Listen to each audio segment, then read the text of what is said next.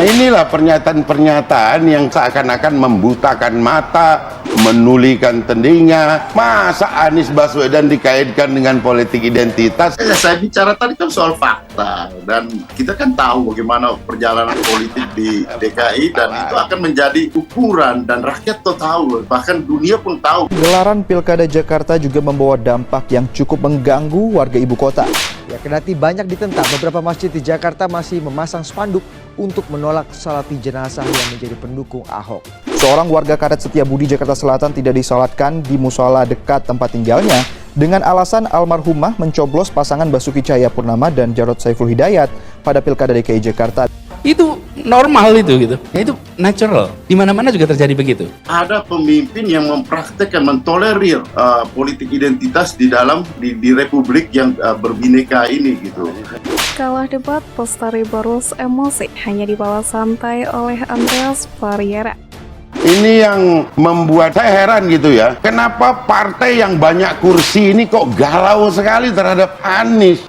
Bukan hanya galau, tapi berbahaya kalau kita mentolerir politik identitas di republik ini dengan mencalonkan orang yang kemudian berpotensi bahkan sudah menunjukkan gejala-gejala di dalam pelaksanaan perjalanan politik sebelumnya. Nah, inilah pernyataan-pernyataan yang kepedean tapi IP-nya rendah, seakan-akan membutakan mata, menulikan telinga. Kasih satu contoh saja yang dia menggambarkan dirinya mengagungkan politik identitas. Gubernur DKI Jakarta Anies Baswedan terpantau bertemu dengan mantan Imam Besar Front Pembela Islam atau FPI Rizik Syihab pada Jumat 7 Oktober. Namun saat ditanya agenda yang dibahas soal Pilpres, Anies memilih enggan menjawabnya.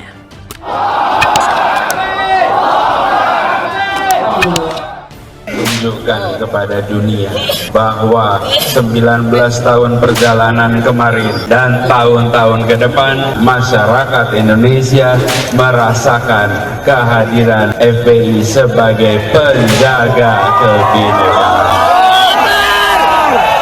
Nah, ini suatu hal yang tentu akan menguji integritas daripada politisi maupun partai politik di dalam proses pencalonan ini. Isi buruk itu masih ke bawah, yaitu hampir semuanya dijadikan komoditi politik. Jadi dipolitisasi semua. Ini yang membuat tidak sehat kehidupan kita.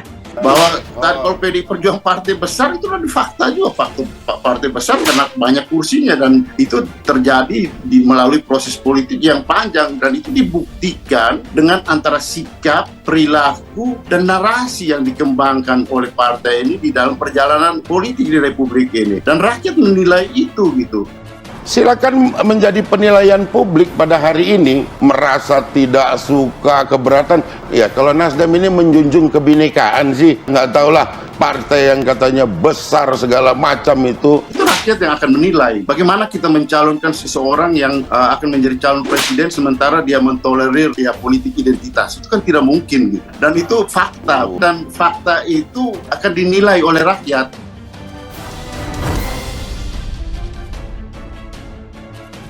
Anies Baswedan secara saat ini sudah mendapatkan tiket meskipun belum secara resmi untuk bisa maju ke Pilpres 2024 nanti dengan dukungan dari Partai Nasdem, Partai Demokrat, serta PKS. Politisi PDI Perjuangan Andreas Pariera menanggapi hal tersebut dengan santai dan menganggap bahwa apa yang dikatakan politisi PDIP tentang Anies Baswedan sudah sesuai dengan integritas politik.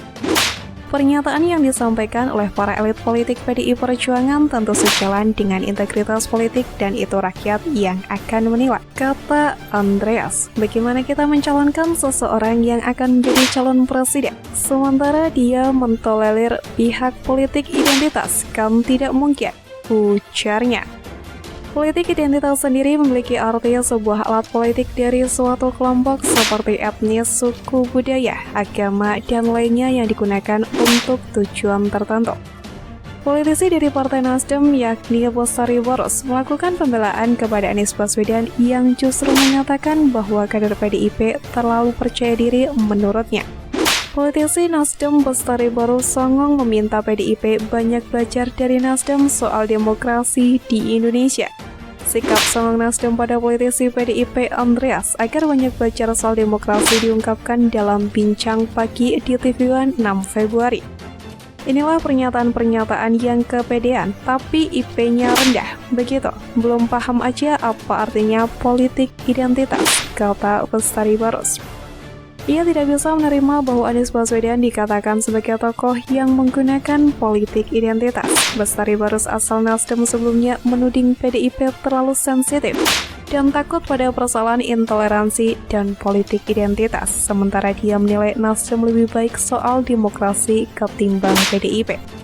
Masa Anies Baswedan dikaitkan dengan politik identitas seakan-akan membutakan mata, menulikan telinga, tidak melihat apa yang dilakukan Pak Anies selama menjadi gubernur DKI, ujar Bestari Barus. Bestari Barus pun menantang Andreas Pariara untuk bisa menyebutkan satu contoh yang menggambarkan bahwa Anies Baswedan menggunakan politik identitas selama Anies menjabat sebagai gubernur DKI.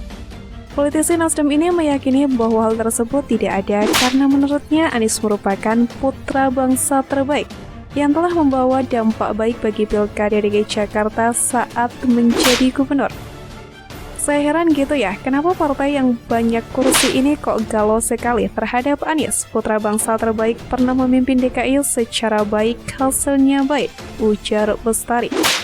Bestari Barus mengingatkan kepada kader PDIP agar jangan menetapkan standar baik kepemimpinan seseorang harus bersandar pada PDIP, apalagi melakukan tuduhan-tuduhan yang tidak memiliki dasar.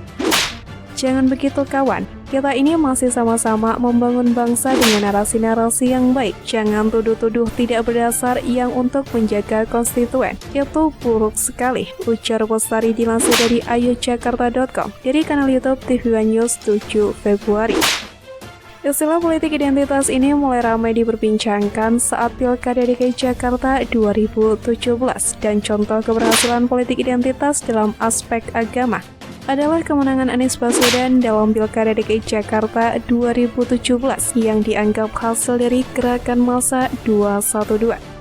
Anies Baswedan memang dinilai menggunakan cara politik identitas yang mengalahkan pertahanan Basuki Cahayapurnama alias Ahok yang beragama Kristen dan dari etnis Tionghoa dalam Pilkada DKI Jakarta.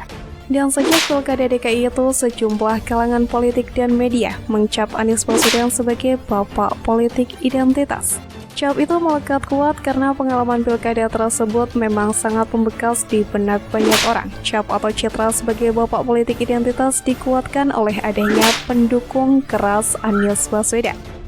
Direktur Eksekutif Lembaga Pemilih Indonesia atau LPI, Boni Harkness mengatakan Anies Baswedan merupakan contoh yang potensial maju sebagai capres. Namun dia juga menggarisbawahi bahwa Anies Baswedan merupakan tokoh yang dihasilkan dari politik identitas. Kami melihat gerakan politik identitas yang berbasis pada paham populis sayap kanan itu satu ancaman yang serius terhadap keberlanjutan dan ketahanan Pancasila sebagai dasar negara, ujar Boni. Yang menarik, sejak 2017 dinamika politik identitas terus menguat sampai hari ini dan Pak Anies Baswedan salah satu tokoh yang dihasilkan secara sempurna oleh gerakan populis sayap kanan ini, sambungnya. Boni mengatakan apabila Anies maju sebagai capres, maka politik identitas semakin menguat pada pemilu 2024 nanti. Hal tersebut pun dinilainya akan membuat kondisi semakin sulit. Maka kami punya keresahan seandainya Pak Anies Baswedan memperoleh kendaraan politik dan masuk ke gelanggang Pilpres. Indonesia ke depan akan mengalami dinamika yang lebih rumit karena politik identitas akan menjadi strategi mainstream di dalam pemilu 2024. Lebih lanjut, Boni pun menyebut politik identitas merupakan sebuah ancaman, bahkan kata dia, Anies juga dekat dengan kelompok garis keras. Kepastian mantan Gubernur DKI Jakarta mendapatkan tiket capres setelah Ketua Umum Partai Demokrat Agus Harimurti Yudhoyono atau AHY menyatakan dukungannya pada 26 Januari 2023 lalu.